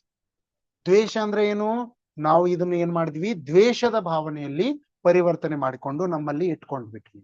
ಈಗ ನಾವು ಜಿಮ್ ಮಾಡಿ ಬಾಡಿ ಮಾಡಿ ಬಂದ್ವಿ, ಆದ್ಮೇಲೆ ಅವನು 10 ವರ್ಷ ನಂತರ ನಮಗೆ ಸಿಕ್ಕದ, ಆವಾಗ ನಾವು ಏನ್ ಮಾಡ್ಬಿಡ್ತೀವಿ, ಹೊಡೆದ್ವಿ ಬಡದ್ವಿ, ಆವಾಗ ನಮ್ಗೆ ಏನಾಯ್ತು, ದ್ವೇಷವಾಯ್ತು. ಅಂದ್ರೆ ನಾವು ಆ ಒಂದು ಕ್ರೋಧವನ್ನು ಮಾಡದೆ ದ್ವೇಷ ಮಾಡಿದ್ವಿ. ದ್ವೇಷ ಮಾಡಿದ ನಂತರ ನಮ್ಗೆ ಏನಾಯ್ತು, ದ್ವೇಷ ಮಾಡಿದ ನಂತರ ನಮಗೂ ಕೂಡ ಒಂದು ದುಃಖವೇ ಆಯ್ತು. ಯಾಕಂದ್ರೆ ಅವನಿಗೋಸ್ಕರ ನಾವು ಈ ಶರೀರವನ್ನು ಇಷ್ಟೆಲ್ಲ ಹಷ್ಟಪುಷ್ಟ ಮಾಡ್ತಾ ಇದ್ದೀವಿ, ಶರೀರಕ್ಕೆ ಇಷ್ಟೆಲ್ಲ ಮಾಡ್ತಾ ಇದ್ವಿ, ಇಷ್ಟೆಲ್ಲ ಮಾಡಿ ನಮ್ಗೆ ಏನಾಯ್ತು, ಏನಾದ್ರೂ ಲಾಭ ಆಯ್ತವಾ? ಏನೂ ಲಾಭವಿಲ್ಲ. ಅವನು ಹೊಡೆಯುವುದರಿಂದ ನಮಗೆ ಪಾಪಕರ್ಮದ ಉದಯವೇ ಮತ್ತೆ ಬರುತ್ತಿದೆ. ಒಬ್ಬ ಯಾವುದೇ ಒಂದು ವ್ಯಕ್ತಿಗೆ ನೀವು ದುಃಖವನ್ನು ಕೊಡುತ್ತಾರೆ, ಆ ದುಃಖವು ನಿಮಗೆ ರಿಟರ್ನ್ ಆಗಿ ಬರುತ್ತದೆ. ಈಗ ಯಾವ ರೀತಿಯಾಗಿ ನೀವು ಗೋಡೆಯ ಮೇಲೆ ಕೈಯನ್ನು ಹೊಡಿತೀರಿ, ಆ ಗೋಡೆಯ ಮೇಲೆ ಕೈಯನ್ನು ಹೊಡೆದ್ರೆ ನಿಮಗೆ ಕೈಯಲ್ಲಿ ಏನಾಗುತ್ತೆ, ಒಂದು ನೋವಾಗುವುದಿದೆ.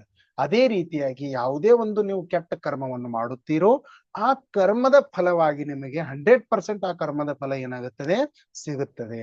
ಅದಕ್ಕಾಗಿ ಈ ಒಂದು ಕ್ರೋಧಕ್ಕಿಂತ ಹೆಚ್ಚಾದ ಕೆಟ್ಟದಾದಂತ ಒಂದು ಭಾವ ಏನಾಗಿದೆ, ದ್ವೇಷವಾಗಿದೆ. ಈ ದ್ವೇಷವು ಎಂದಿಗೂ ಕೂಡ ಮಾಡಲು ಬಾರದು. ದ್ವೇಷ ಮಾಡುವುದರಿಂದ ಹೆಚ್ಚಾಗಲಿ ನಮ್ಗೆ ಏನಾಗುತ್ತೆ, ಮತ್ತು ಹೆಚ್ಚಾಗಲಿಯೇ ದ್ವೇಷವೇ ಆಗುತ್ತಾ ಹೋಗುತ್ತದೆ. ಅದಕ್ಕೆ ಹೇಳ್ತಾರೆ, ದ್ವೇಷ ಒಂದು ವಿವೇಕವನ್ನು ಕೂಡ ಅಲ್ಲಿ ವಿಚಾರ ಮಾಡುವುದಿಲ್ಲ. ಒಂದು ಒಳ್ಳೆಯ ವ್ಯಕ್ತಿತ್ವವನ್ನು ಕೂಡ ದ್ವೇಷವು ನಾಶ ಮಾಡುತ್ತದೆ. ಮತ್ತು ದ್ವೇಷವೇನು ಏನಾಗಿದೆ, ಒಂದು ದ್ವೇಷವು ವಿನಾಶ ಯೋಜನಾಬದ್ಧವಾಗಿ ನಾವು ಮಾಡ್ತೀವಿ.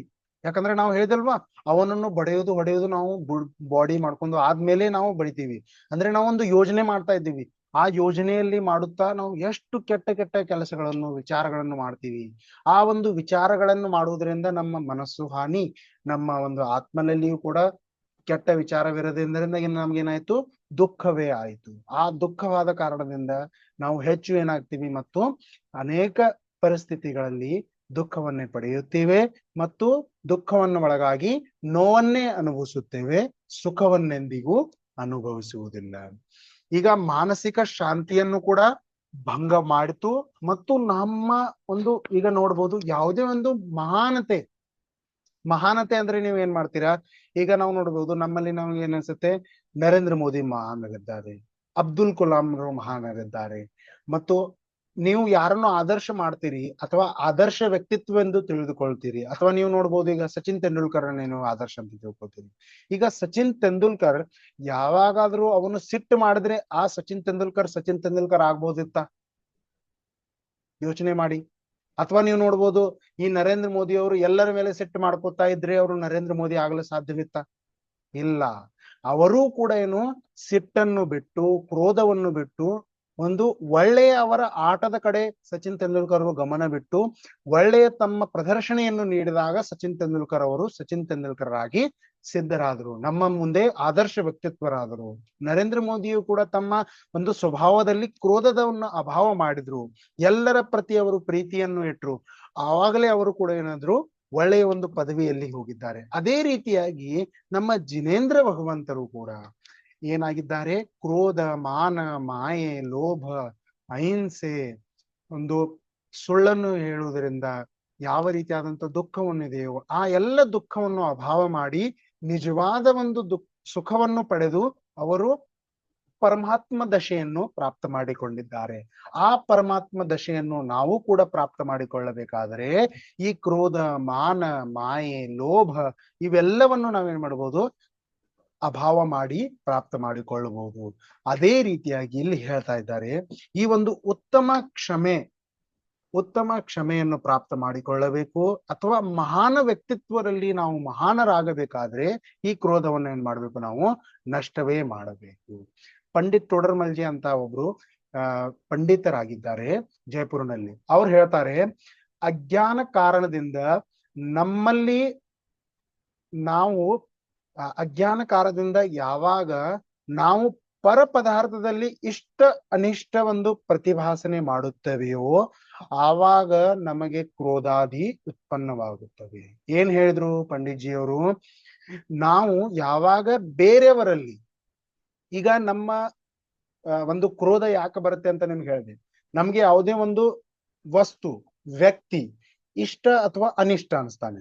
ಇಷ್ಟವಾದ್ರೆ ನಮ್ಗೆ ಏನಾಗುತ್ತೆ, ಆವಾಗ ನಮ್ಗೆ ಮಾನವಾಗುತ್ತೆ. ಮತ್ತು ಅನಿಷ್ಟವೆನಿಸಿದ್ರೆ ಏನಾಗುತ್ತೆ, ಕ್ರೋಧ ಬರುತ್ತೆ. ಇದು ಕೆಟ್ಟದಾಗಿದೆ, ನನಗೆ ಇದ್ರ ಮೇಲೆ ಕ್ರೋಧ ಬರ್ತಾ ಇದೆ. ಆವಾಗ ಇಲ್ಲಿ ಏನ್ ಹೇಳಿದ್ರು, ಯಾವುದೇ ಒಂದು ಪರ ಪದಾರ್ಥ, ನನ್ನ ಸ್ವಯಂನ ಪದಾರ್ಥ ಯಾವುದಾಗಿದೆ, ಮಾತ್ರ ಆತ್ಮನೇ ಒಂದು ನನ್ನ ಸ್ವಯಂ ಪದಾರ್ಥವಾಗಿದೆ. ಬೇರೆ ಯಾವುದೇ ಒಂದು ಜಗತ್ತಿನ ಈ ಶರೀರವೂ ಕೂಡ ನನ್ನದಲ್ಲ. ಈ ಶರೀರನ್ನು ಬಿಟ್ಟು ಬೇರೆ ಯಾವುದಂತಹ ಒಂದು ಪದಾರ್ಥಗಳಿವೆ, ಆ ಎಲ್ಲ ಪದಾರ್ಥಗಳು ಏನಾಗಿದೆ, ಪರ ಪದಾರ್ಥಗಳಿವೆ. ಆ ಪರ ಪದಾರ್ಥಗಳ ಕಾರಣದಿಂದ ಆ ಪರ ಪದಾರ್ಥಗಳಲ್ಲಿ ನಾವು ಒಂದು ಇಷ್ಟ ಅನಿಷ್ಟ ಬುದ್ಧಿಯನ್ನು ಮಾಡ್ತೇವೆಯೋ ಆ ಇಷ್ಟ ಅನಿಷ್ಟದ ಬುದ್ಧಿಯಿಂದಲೇ ನಮಗೇನಾಗುತ್ತದೆ, ಕ್ರೋಧವು ಉತ್ಪನ್ನವಾಗುತ್ತದೆ. ಆವಾಗ ನಾವು ತತ್ವ ಅಭ್ಯಾಸದಿಂದ, ಈ ತತ್ವದ ಅಭ್ಯಾಸದಿಂದ, ಈ ನಿಜವಾದ ಜಿನತತ್ವ ಶ್ರದ್ಧಾನದಿಂದ ನಾವೇನ್ ಮಾಡ್ಬೋದು, ಪರ ಪದಾರ್ಥದಲ್ಲಿನ ಈ ಒಂದು ಇಷ್ಟ ಅನಿಷ್ಟದ ಬುದ್ಧಿಯನ್ನು ನಾವೇನ್ ಮಾಡ್ಬೋದು, ಸಮಾಪ್ತಗೊಳಿಸಬಹುದು. ಆವಾಗ ಸ್ವಭಾವದಿಂದ ಸ್ವತಃವೇ ಕ್ರೋಧಾದಿ ಭಾವವು ಉತ್ಪತ್ತಿಯಾಗುವುದು ಕಡಿಮೆ ಆಗುತ್ತದೆ, ಉತ್ಪನ್ನವಾಗುವುದು ಏನಾಗುತ್ತದೆ, ಬಂದಾಗಿ ಬಿಡುತ್ತದೆ ಅಂತ ಇಲ್ಲಿ ಹೇಳಿದ್ದಾರೆ.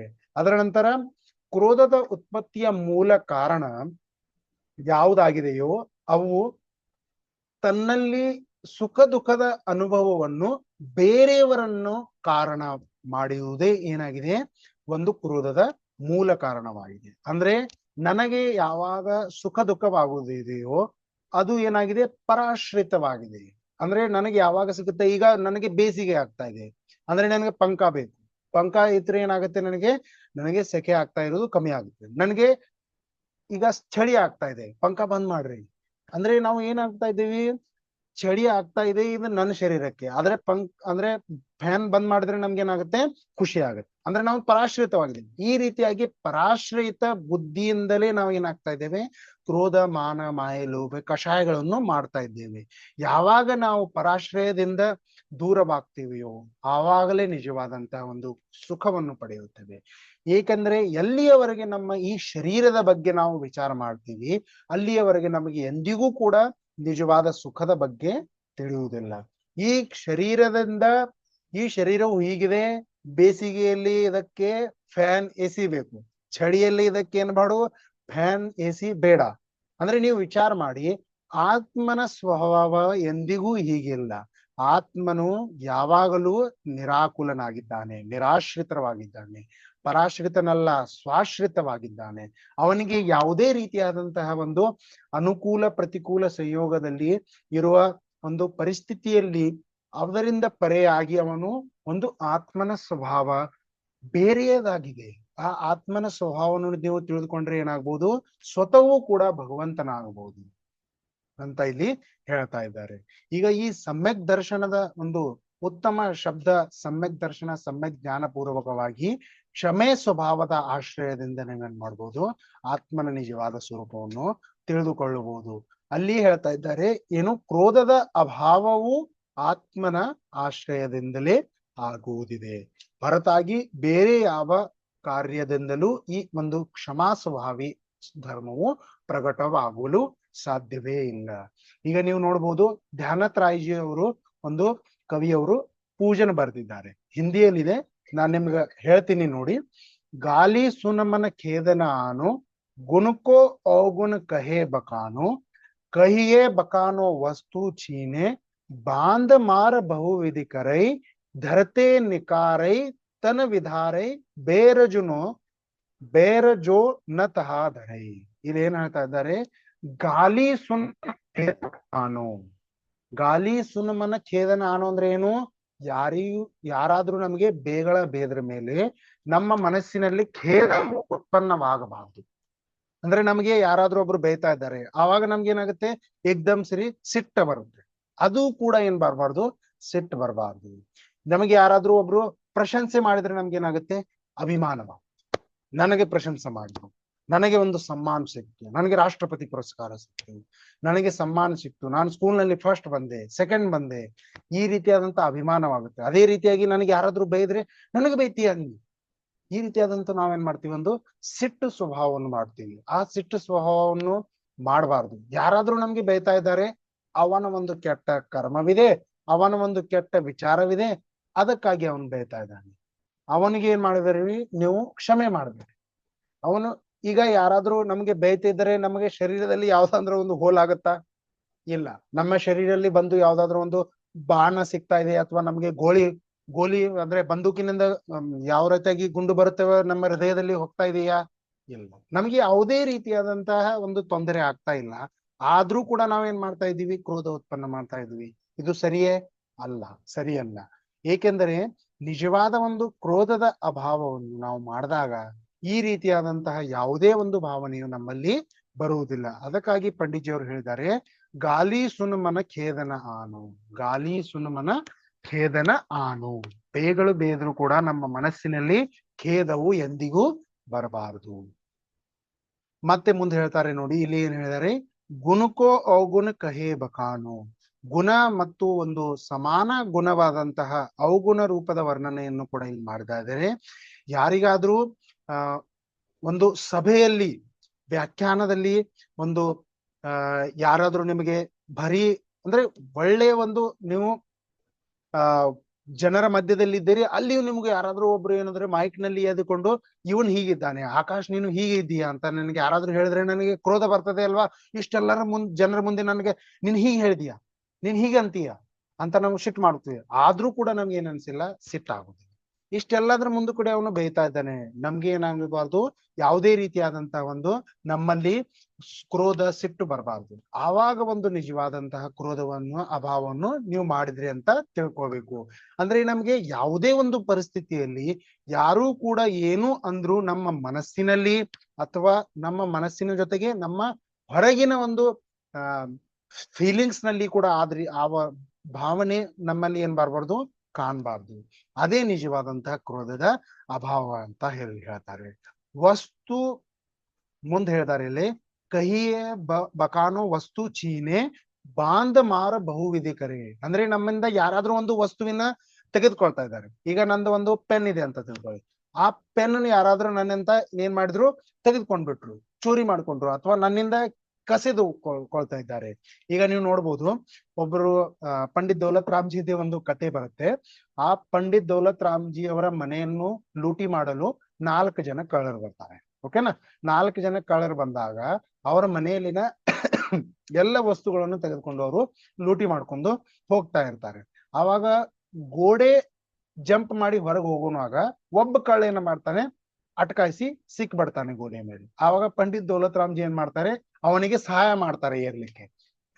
ತಮ್ಮ ಮನೆಯಲ್ಲಿ ಲೂಟಿ ಆಗ್ತಾ ಇದೆ, ಆದ್ರೂ ಕೂಡ ಪಂಡಿತ್ಜಿಯವ್ರು ಏನ್ ಮಾಡ್ತಾ ಇದ್ದಾರೆ, ಸಹಾಯ ಮಾಡ್ತಾ ಇದ್ದಾರೆ ಕಳ್ಳರಿಗೆ ಓಡಿ ಹೋಗಲು. ಕಳ್ಳರವರು ಎಲ್ಲರೂ ಓಡಿ ಹೋದ್ರು. ಆದ್ಮೇಲೆ ಅವರು ಕಳ್ಳರು ತನ್ನ ಸ್ವತಃ ಮನೆಯಲ್ಲಿ ಹೋಗಿ ಮುಟ್ಟಿದ್ರು. ಅದ್ರ ನಂತರ ಅವರ ತಾಯಿ ಹತ್ರ ಹೇಳ್ತಾ ಇದ್ರು, ಇವತ್ತೇನಾಯ್ತಂದ್ರೆ ನಾವು ಯಾವಾಗ ಮನೆಯಲ್ಲಿ ಲೂಟಿ ಮಾಡ್ಲೆ ಹೋಗಿದ್ವಿ, ಆ ಲೂಟಿ ಮಾಡಲಿ ನಾವು ಏನ್ ಮಾಡಿದ್ವಿ, ಲಾಸ್ಟ್ ನಲ್ಲಿ ಬರುವಾಗ ಸಿಕ್ತದ್ವಾಗ ನಮಗ್ ಪಂಡಿತ್ ದೌಲತ್ ರಾಮ್ಜಿ ಏನ್ ಮಾಡಿದ್ರು, ಸಹಾಯ ಮಾಡಿದ್ರು ಏರ್ಲಿಕ್ಕೆ. ಆವಾಗ ಆ ಅಜ್ಜಿ ಹೇಳ್ತಾರೆ, ಈ ರೀತಿಯಾದಂತ ಒಳ್ಳೆಯ ವ್ಯಕ್ತಿತ್ವ ಮನೆಯಲ್ಲಿ ನೀವು ಕಳೆ ಮಾಡ್ತಿದ್ದಾರೆ, ತಪ್ಪು, ಎಲ್ಲ ವಾಪಸ್ ಕೊಟ್ಟು ಬರ್ರಿ ಅಂತ ಹೇಳಿ ಹೋಗ್ತಾರೆ. ಅವಾಗ ಕಳ್ಳರು ಏನ್ ಮಾಡ್ಬಿಡ್ತಾರೆ, ವಾಪಸ್ ಹೋಗಿ ಆ ಸಾಮಾನನ್ನೆಲ್ಲ ಕೊಟ್ಟು ಬಿಡ್ತಾರೆ. ಅಂದ್ರೆ ನೀವು ನೋಡ್ಬೋದು, ಯಾರಾದ್ರೂ ನಮ್ಮ ವಸ್ತುಗಳನ್ನು ಕಸಿದುಕೊಳ್ಳುತ್ತಿದ್ದಾರೆ. ಕಹಿಯೇ ಬಕಾನು ವಸ್ತು ಚೀನೆ, ವಸ್ತುಗಳನ್ನು ನಮ್ಮಿಂದ ಚೀನೆ ಅಂದ್ರೆ ಕಸಿದುಕೊಳ್ಳುತ್ತಿದ್ದಾರೆ. ಆ ಕಸಿದುಕೊಳ್ಳುತ್ತಿದ್ದಾರು ಕೂಡ ನಮ್ಮ ಭಾವನೆ ಏನಾಗಿದೆ, ಹೋಗ್ಲಿ, ತಗೊಂಡು ಹೋಗ್ಬೇಕು, ನಮ್ದಲ್ಲ, ನಮ್ದಿದ್ರೆ ನಮ್ಮ ಹತ್ರ ಖಂಡಿತವಾಗಿ ಅದು ವಾಪಸ್ ಬರುತ್ತೆ. ಅವಾಗ ಅದು ವಾಪಸ್ ಬತ್ತಲ್ವಾ? ಯಾವಾಗ ಬತ್ತು? ನಿಮ್ಮ ಸ್ವಭಾವ ಸರಿಯಾಗಿದ್ರೆ, ನಿಮ್ಮಲ್ಲಿ ಒಂದು ಒಳ್ಳೆಯ ಭಾವನೆ ಇದ್ರೆ ನಿಮಗೆ ಎಂದಿಗೂ ಕೆಟ್ಟದ್ದಾಗುವುದಿಲ್ಲ. ಈ ಜಗತ್ತಿನಲ್ಲಿ ಸರಿಯಾದಂತಹ ಒಂದು ಉಪಾಯವನ್ನು ನಾವು ನೋಡ್ಬೋದು. ಯಾವಾಗಲೂ ನಾವು ನಮ್ಮ ಒಳ್ಳೆಯ ಸ್ವಭಾವವನ್ನು ಯಾವಾಗ ನಾವು ಪ್ರದರ್ಶಿಸುತ್ತೇವೋ ನಮಗೂ ಕೂಡ ಹೆಚ್ಚು ಒಳ್ಳೆಯದೇ ಆಗತ್ತೆ ಹೋಗುತ್ತೆ. ನೀವು ಕೆಟ್ಟದ್ದನ್ನು ವಿಚಾರ ಮಾಡಿದ್ರೆ, ಕೆಟ್ಟದ್ದನ್ನೇ ಮಾಡಿದ್ರೆ ನಿಮ್ಗೆ ಏನಾಗುತ್ತೆ, ಕೆಟ್ಟದ್ದೇ ಆಗುತ್ತೆ. ಅದಾದ್ಮೇಲೆ ಹೇಳ್ತಾರೆ ಬಾಂಧ ಮಾರ ಬಹುವಿಧಿ ಕರೆ, ಅಂದ್ರೆ ನಮಗೆ ಬಂಧನದಲ್ಲಿಟ್ಟು ಅನೇಕ ರೀತಿಯಾದಂತಹ ತೊಂದರೆ ಕೊಡ್ತಾರೆ. ನೀವು ನೋಡ್ಬೋದು, ಈಗ ಪಾಕಿಸ್ತಾನದಲ್ಲಿ ಗುಪ್ತಚರರು ಇರ್ತಾರೆ, ಅಥವಾ ಮಾಡಲು ಬೇರೆ ದೇಶದಲ್ಲಿ ನಮ್ಮ ಗುಪ್ತಚರರು ಇರ್ತಾರೆ. ಆ ಗುಪ್ತಚರರು ಯಾವಾಗ ಒಬ್ರು ಸಿಕ್ ಬೀಳ್ತಾರಲ್ಲ, ಆವಾಗ ಅಲ್ಲಿಯೇ ಒಂದು ಸರ್ಕಾರ ಅವ್ರಿಗೆ ಏನಾಗ್ತದೆ, ಕಠಿಣ ತೊಂದರೆ ಕೊಡುತ್ತದೆ. ಅವರ ಕೈಯಲ್ಲಿ ಮೋಳೆಯನ್ನು ಹೊಡಿತಾರೆ, ಅವರ ಒಂದು ಬಟ್ಟನ್ನು ಒಂದು ಚಿಮಟಾದಿಂದ ಅಥವಾ ಅದರಿಂದ ಅವರನ್ನು ತೊಂದರೆಗೊಳಿಸುತ್ತಾರೆ. ಅನೇಕ ರೀತಿಯಾದಂತಹ ಶಾರೀರಿಕ ತೊಂದರೆಗಳನ್ನು ಕೊಡ್ತಾರೆ, ಅವರಿಂದ ಏನ್ ಮಾಡ್ಲಿಕ್ಕೆ, ಇನ್ಫಾರ್ಮೇಶನ್ ಅನ್ನು ತೆಗೆದುಕೊಳ್ಳಲಿಕ್ಕೆ. ಬಾಂಧ ಮಾರ ಬಹುವಿಧಿ ಕರೆ, ಅಂದ್ರೆ ಬಹುವಿಧಿ ಅಂದ್ರೆ ಯಾವ ರೀತಿಯಾದಂತಹ ಕೆಟ್ಟ ತೊಂದರೆ ಆಗುತ್ತದೆಯೋ ಅಂತಹ ತೊಂದರೆಯನ್ನು ಅವರಿಗೆ ಕೊಡ್ತಾರೆ. ಆದ್ರೂ ಕೂಡ ಆ ರೀತಿಯಲ್ಲಿ ಮಾಡಿದ್ರು ಕೂಡ ನಮ್ಮ ಒಂದು ಸ್ವಭಾವ ಏನಾಗಿದೆ, ಕ್ಷಮೆಯ ಸ್ವಭಾವವಾಗಿದೆ. ನಮಗೆ ಎಷ್ಟು ಕೂಡ ತೊಂದರೆ ಮಾಡಿದ್ರೆ ನಾವು ಏನಾಗಿದ್ದೀವಿ, ಕ್ಷಮೆಯ ಸ್ವಭಾವವನ್ನು ಧಾರಣೆ ಮಾಡಿಕೊಂಡಿದ್ದೇವೆ. ಅಂದ್ರೆ ನಾವು ಕ್ಷಮೆ ಮಾಡ್ತಾ ಇದ್ದೇವೆ. ಕ್ಷಮೆಯನ್ನೇ ಮಾಡುವುದರಿಂದ ನಮ್ಗೆ ಏನಾಗುತ್ತದೆ, ನಿಜವಾದಂತಹ ಧರ್ಮವು ಪ್ರಕಟವಾಗುತ್ತದೆ. ಕ್ಷಮೆ ಯಾರತ್ರ ಕೇಳುವುದಲ್ಲ, ಕ್ಷಮೆ ಮಾಡುವುದು ನಿಜವಾದ ಉತ್ತಮ ಕ್ಷಮೆ ಧರ್ಮವಾಗಿದೆ. ನೀವು ತಪ್ಪು ಮಾಡಿದ್ರಿ, ಅದನ್ನ ಕ್ಷಮೆ ಕೇಳಿದ್ರಿ, ಓಕೆ.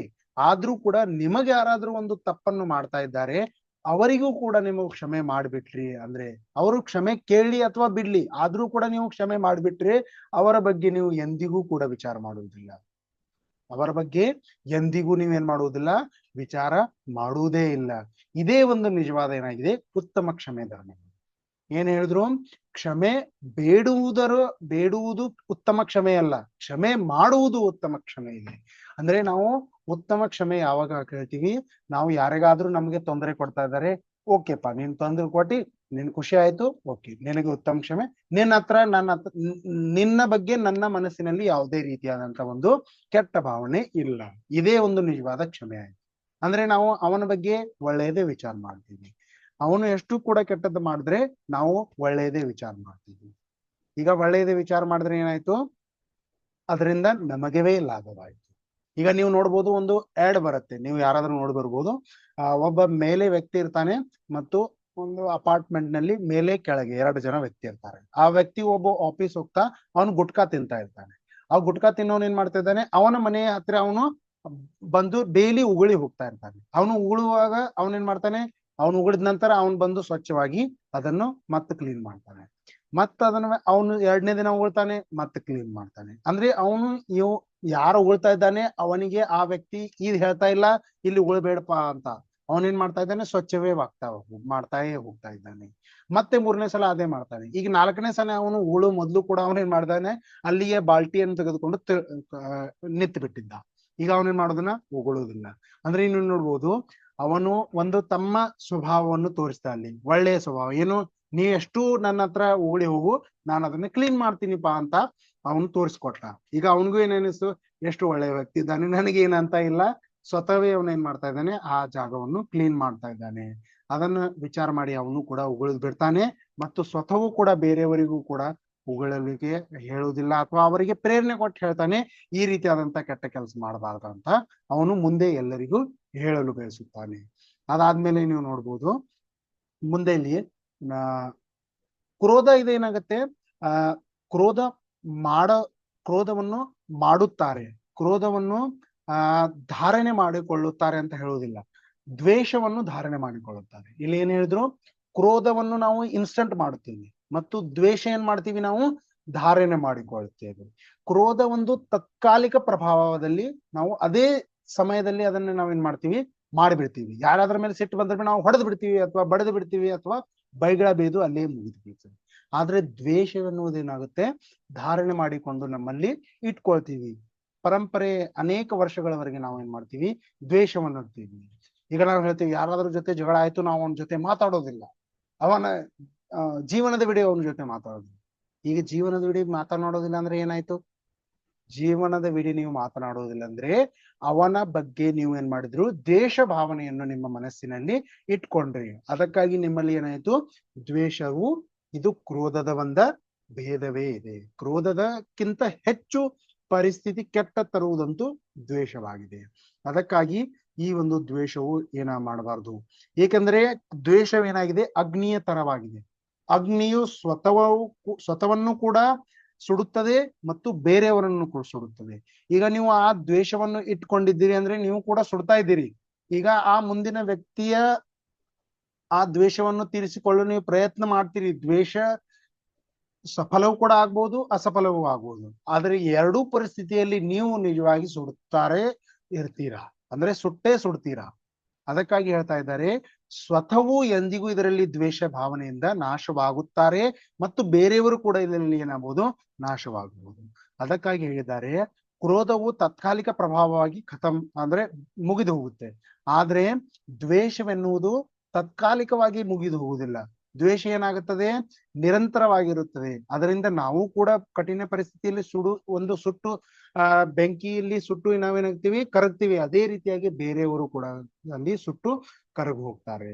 ಈ ರೀತಿಯಾಗಿ ಏನ್ ಹೇಳಿದ್ರು ಕ್ರೋಧದ ಒಂದು ಅಭಾವದಿಂದ ದುಃಖವೇ ದುಃಖವು ನಮಗೆ ಸಿಗುತ್ತದೆ. ಎಂದಿಗೂ ಈ ಕ್ರೋಧದ ಅಭಾವದಿಂದ ನಮಗೆ ಉತ್ತಮ ಕ್ಷಮೆಯು ಪ್ರಾಪ್ತವಾಗುತ್ತದೆಯೋ ಆ ಒಂದು ಉತ್ತಮ ಕ್ಷಮೆಯಿಂದ ನಾವು ನಿಜವಾದಂತ ಒಂದು ಧರ್ಮವನ್ನು ಪಡೆಯಬಹುದು. ಆ ನಿಜವಾದ ಧರ್ಮದಿಂದ ನಾವು ಒಳ್ಳೆಯ ಜೀವನವನ್ನು ಸಾಗಿಸಬಹುದು ಅಥವಾ ಅದರ ಜೊತೆ ಮೋಕ್ಷ ಮೆಟ್ಟಿಲಿನ 1ನೇ ಮೆಟ್ಟಿಲನ್ನು ನಾವು ಹತ್ತಬಹುದು. ಯಾವಾಗ ಹತ್ತಬಹುದು ನೀವು 1ನೇ ಮೆಟ್ಟಿಲಿನ? ನಾವು ಅಂತಿಮ ಕ್ಲಾಸ್ನಲ್ಲಿ ಅಂತಿಮ ಪ್ರವಚನದಲ್ಲಿ ನೋಡೋಣ. ನಾವು ಒಂದೊಂದು ಮೆಟ್ಟಿಲನ್ನು ಪಾರು ಮಾಡ್ಕೋತ ಹೋದ್ರೆ ನಾವು ಎಲ್ಲಿ ಹೋಗಿ ಮುಟ್ತೀವಿ? ಮೋಕ್ಷದ ಅರಮನೆಯಲ್ಲಿ ಹೋಗಿ ಮುಟ್ಟಿದೆವು. ಆ ಮೋಕ್ಷದ ಅರಮನೆಯ ಮೊದಲನೆಯ ಮೆಟ್ಟಿಲು ಯಾವುದಿತ್ತು ಇವತ್ತು? ಒಂದು ಉತ್ತಮ ಕ್ಷಮೆ ಇತ್ತು. ಈ ಉತ್ತಮ ಕ್ಷಮೆಯ ಬಗ್ಗೆ ನಾವ್ ಏನ್ ತಿಳಿದುಕೊಳ್ತೀವಿ ಹೇಳ್ತೀರಾ? ಯಾರಾದ್ರೂ ನೀವು ಕಮೆಂಟ್ ಮಾಡಿ ಕೂಡ ನನಗೆ ಹೇಳ್ಬಹುದು, ಅಥವಾ ನನ್ನ ಕೆಳಗೆ ಡಿಸ್ಕ್ರಿಪ್ಷನ್ ಅಲ್ಲಿ ನಂಬರ್ ಕೂಡ ಇದೆ 8741837909. ಈ ನಂಬರ್ ನಲ್ಲಿ ಮೇಲೆ ಕೂಡ ನೀವು ವಾಟ್ಸ್ಆಪ್ ಮಾಡಿ ನನಗೆ ಹೇಳ್ಬಹುದು. ಅಥವಾ ಯಾವುದೇ ರೀತಿಯಾದಂತ ಈ ಪ್ರವಚನದಲ್ಲಿ ನಿಮಗೆ ಪ್ರಶ್ನೆ ಇದ್ರೆ ಅದನ್ನು ಕೂಡ ನನಗೆ ವಾಟ್ಸ್ಆಪ್ ನ ಮಾಧ್ಯಮದಿಂದ ನೀವು ನನಗೆ ಕೇಳಬಹುದು. ನಾನು ನಿಮಗೆ ವಾಟ್ಸ್ಆಪ್ ನ ಮುಖಾಂತರ ಆನ್ಸರ್ ಕೊಡ್ತೀನಿ.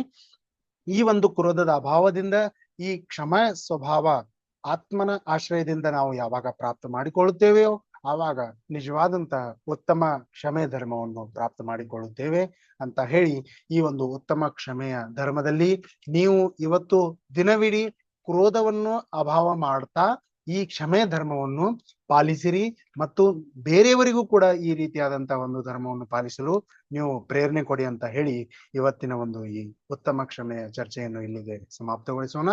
ಉತ್ತಮ ಕ್ಷಮಾ ಧರ್ಮಕ್ಕೆ ಜಯ.